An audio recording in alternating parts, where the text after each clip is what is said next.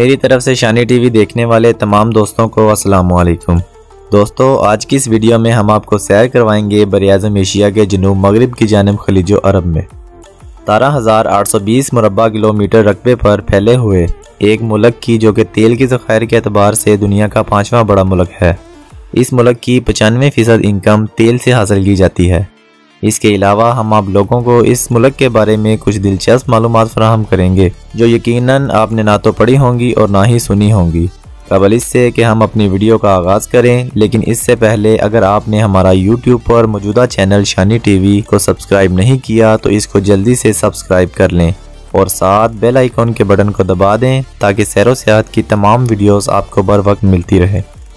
Kuwait, जिसका मुकम्मल नाम दौलतल कुवैत है, जो अरबी लफ्ज़ कूत से आया है।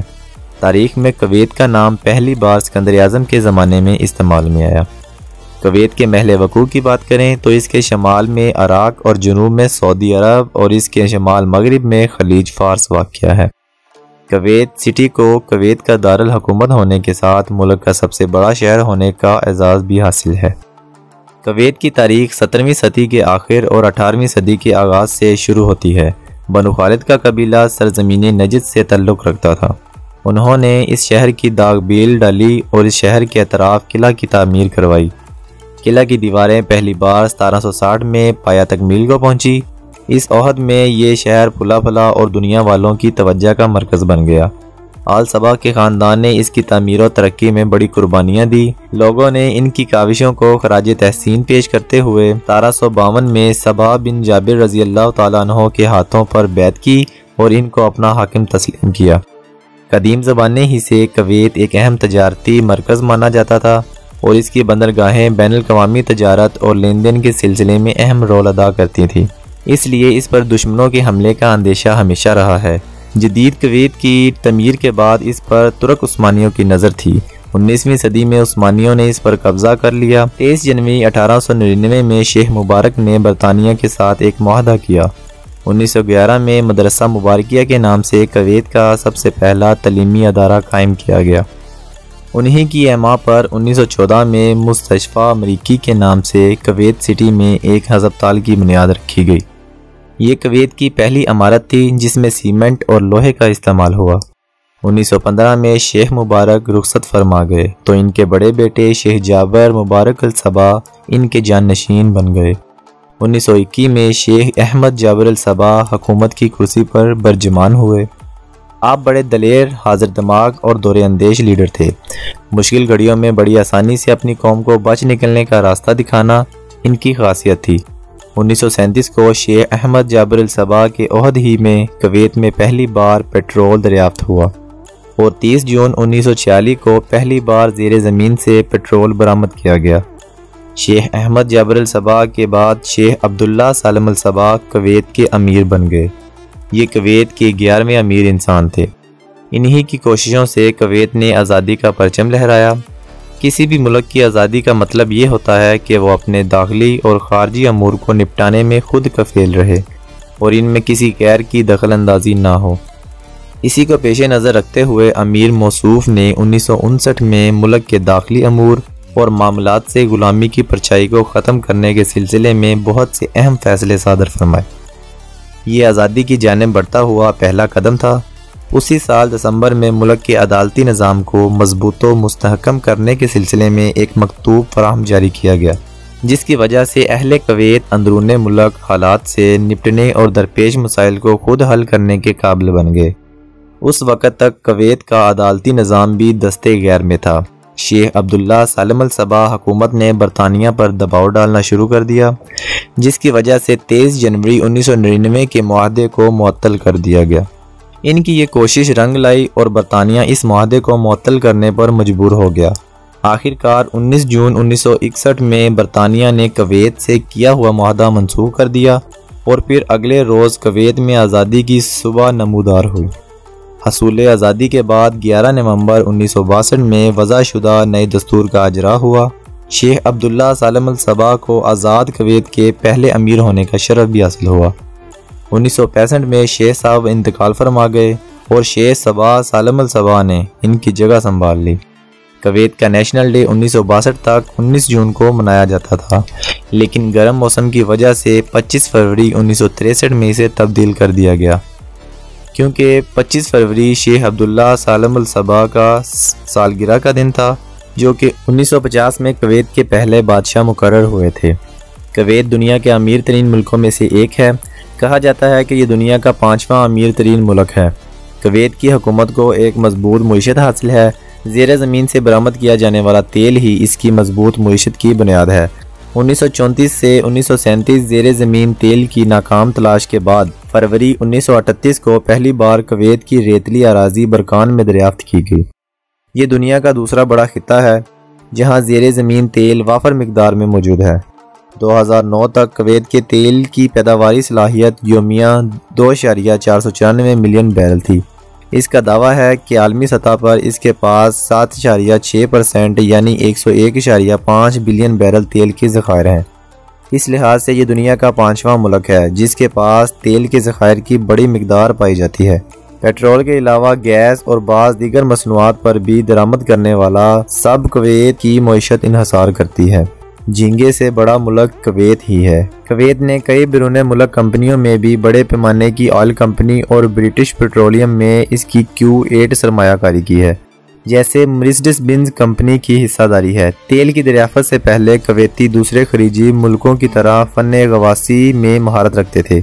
इसके ज़रिए समुंदर के पेड़ से मोतियाँ चुन लाते, जो इस वक्त इनकी मईशत की बुनियाद थी।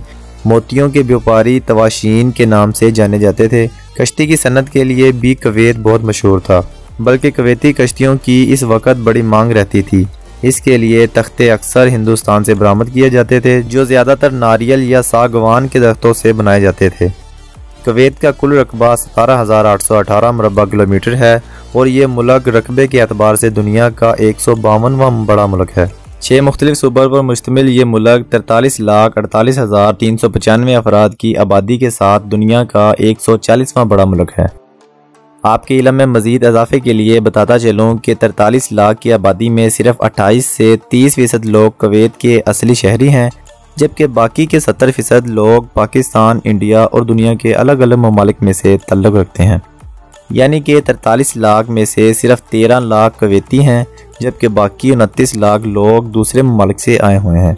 इस मुल्क में 141 मर्दों के मुकाबले में सिर्फ 100 औरतें पाई जाती हैं। मतलब ये मर्दों की तादाद औरतों के मुकाबले में काफ़ी ज़्यादा है। कुवैती लोगों का मजहब इस्लाम है, जबकि बाहर से आए हुए 64% लोग इस्लाम को मानने वाले हैं। बाकी 26% ईसाई और 10% हिंदू और बुद्ध मत मजहब के मानने वाले हैं। कुवैत का शुमार दुनिया के नहायत छोटे ममालिक में होता है।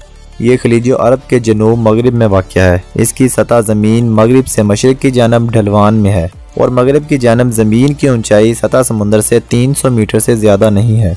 कुवैत के बड़े हिस्से को रेतली सहराए अरब ने घेर रखा है, जिसकी वजह से सतह ज़मीन नरम और रेतली है। जगह जगह कम ऊंचाई वाले रेत के टीले भी नज़र आते हैं।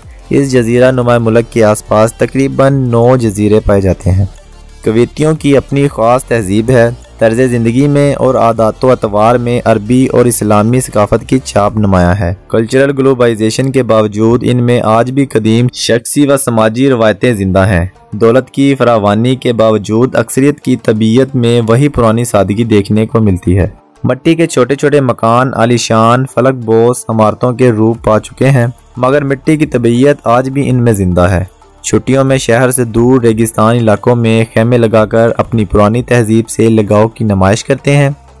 दीवानिया कुवैत की कदीम रवायती सकाफत का एक नमूना है, जिसका आज भी उतना ही एहतमाम होता है जितना तेल की दरियाफ्त से पहले होता था। कदीम ज़माने में कुवैतियों का घर एक हॉल वाला होता था, मगर साहब हैसियत कुवैती अपने घरों की एक जानिब एक हॉल या एक अलग कमरा भी बनाते थे और उसी का नाम दीवानिया होता था। उसी जगह मेहमानों का इस्तकबाल किया जाता था। नेज़ दोस्तों अहबाब और पड़ोसियों के साथ मिल बैठने, ख़ानदानी और इलाकाई मसाइल को सुलझाने और गपशप की महल मुनक्कद करने के लिए भी दीवानिया का इस्तेमाल आम था। फारिग औक़ात में किस्सा गोई और तबादला ख्यालात की मजलिसें भी यहीं पर कायम होती थीं। इनमें कालीन बिछा होता था और राहत की गर्ज से तकिए भी लगे रहते थे। खुशबूदार और इलायचीदार कहवा दीवानिया के इम्तियाज़ात में शामिल था। साहब दीवानिया खुद इस कहवा का इंतज़ाम करता था। पीतल के खूंटीदार और ढक्कन वाले खास किस्म के बर्तन में उसे डाला जाता और मिट्टी के छोटे छोटे प्यालों में डालकर पेश किया जाता था। अब कवैतों की समाजी, सियासी और इक्तिसादी ज़िंदगी में काफ़ी तब्दीलियाँ आ चुकी हैं, मगर दीवानियाँ आज भी उनकी सकाफत का हिस्सा बना हुआ है, बल्कि इनकी तादाद में भी काफ़ी इजाफा हो चुका है। ज़माने के एतबार से साजो सामान में भी फ़र्क आ चुका है। मिट्टी की प्यालियों की जगह कांच के छोटे कप आ चुके हैं। इनमें बहुत सारे टेलीविज़न, कंप्यूटर और इन जैसे दीगर अबलागी व मवासलाती आलातों वसाइल से आरास्ता कर दिए गए हैं। हर घर में या कमोबेश हर गली में आपको दीवानियाँ नज़र आएगा। इनमें से कुछ सियासी, समाजी और इक्तिसादी एतबार से भी बड़ी अहमियत पा चुके हैं। कवैतियों के लिबास से भी इनकी सकाफती पहचान होती है। कदीम कबायली लिबास, जिसे ये लोग दशदाशा और गतरा कहते हैं, आज भी यहाँ के ज़्यादातर मर्दों का लिबास है। बड़े, बूढ़े और मुअम्मर लोग उसी को तरजीह देते हैं। औरतें अमूमन स्याह बुरका पहनती हैं, जो बदन के ज़्यादातर हिस्सों को बंद रखता है। ताहम अंदरूने बुरका औरतों का अमूमी लिबास दराज, ज़बून और सूब है। मगरबी तहजीब के असर से अगरचे नई नस्ल और लिबास में तब्दीली की आम लहर लची है, मगर इसके बावजूद कौमी लिबास और इस्लामी इक़दार की पासदारी आज भी इनमें देखने को मिलती है। कदीम ज़माने से समुद्री ग़िज़ाएँ कवैतियों के ग़िज़ाई निज़ाम की बुनियाद रही है। इसके साथ बकरी और ऊँट का गोश्त भी इन्हें बहुत मरगूब है, जिससे मुख्तलिफ़ किस्म की डिशें तैयार की जाती हैं। इस ज़माने में यूरोप और हिंदुस्तान के साथ तिजारती ताल्लुकात से बाज़ मसालादार ग़िज़ाएँ भी इनकी डिशों में शामिल हो गईं। मजबूस, जरेस, हरीस, तशरीबा, कबूत वगैरह यहाँ की मरगूब व मारूफ डिशें हैं। कवैत का कौमी खेल फुटबॉल है। जानवर ऊँट कवैत का कौमी जानवर है और इनकी रेस यहाँ के लोग बहुत शौक से देखते और करवाते हैं। पहले ज़माने में 2 या 3 साल के बच्चों को ऊँट के ऊपर बिठाकर रेस करवाई जाती थी। इन बच्चों को पाकिस्तान और सूडान से स्मगल किए जाते थे, क्योंकि ये ख़तरनाक काम था। इसमें बच्चों की मौत वाक़या भी हो जाती थी। लिहाजा 2006 से ऊँट रेस रोबोट के ज़रिए मुतारफ़ करवाई गई है। बाज़ कवैत का कौमी परिंदा है और ये कवैत में हर जगह पाया जाता है। कवैत की करेंसी को कवैती दिनार कहा जाता है। इनका एक दिनार पाकिस्तानी 386.22 रुपये के बराबर है और ये दुनिया की महंगी तरीन करेंसी भी है। अरबी कवैत की सरकारी और कौमी ज़बान है, जबकि दीगर ममालिक से काम काज की गर्ज से आने वाले लोग अपनी ज़बानों का इस्तेमाल भी करते हैं। समुंदर के किनारे और रेगिस्तान होने की वजह से कवैत दुनिया का गर्म तरीन मुल्क है। गर्मियों में दर्जा हरारत 45 डिग्री से 50 डिग्री तक पहुंच जाता है। जैसा कि दोस्तों आपको पता है कि कवैत एक इस्लामी मुल्क है, इसलिए कवैत में रमज़ान के महीने में पब्लिक प्लेस पर खाना पीना और ऊंची आवाज़ में म्यूज़िक सुनना और डांस करना सख्ती से मना है और इसकी खिलाफ वर्जी करने वाले पर सख्त कानून लागू है। इसके अलावा कवैत में शराब बेचने और पीने पर भी पाबंदी आयद है। कवैत में कुदरती पानी का कोई ज़ख़ीरा मौजूद नहीं, इसलिए समुद्री पानी को फिल्ट्रेशन के अमल से गुजार कर इस्तेमाल के काबिल बनाया जाता है।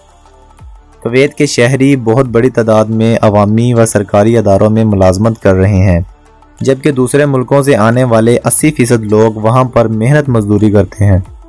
कहने का मकसद ये है कि सरकारी नौकरियां सिर्फ कवैती लोगों को ही मिलती हैं। कवैत में छोटी गाड़ियों की तादाद बहुत ज़्यादा है, तकरीबन हर आदमी के पास अपनी गाड़ी मौजूद है, इसलिए कवैत में अभी तक ट्रेन का निज़ाम मौजूद नहीं है। कवैत के लोगों की औसत उम्र 78 साल है। कवैत वक़्त के लिहाज से पाकिस्तान से 2 घंटे पीछे है। कवैत का लिटरेसी रेट 96% है। कॉलिंग कोड +965 है और इंटरनेट कोड KW है। कवैत में ड्राइविंग दाईं तरफ की जाती है। दोस्तों, ये थी कवैत के बारे में दिलचस्प मालूमात पर मबनी एक खूबसूरत वीडियो। अगर ये वीडियो आप लोगों को पसंद आई है तो लाइक और शेयर ज़रूर करें। आपके इस अमल से मेरी हौसला अफजाई होगी और हमें अपनी आराज़ से ज़रूर नवाजिएगा, ताकि हमें पता चले कि आपको हमारी वीडियोस कैसी लगती है। इंशाअल्लाह अज़्ज़ा वजल ज़िंदगी रही तो बहुत जल्द मिलेंगे एक नई वीडियो के साथ। तब तक के लिए अल्लाह निगहबान।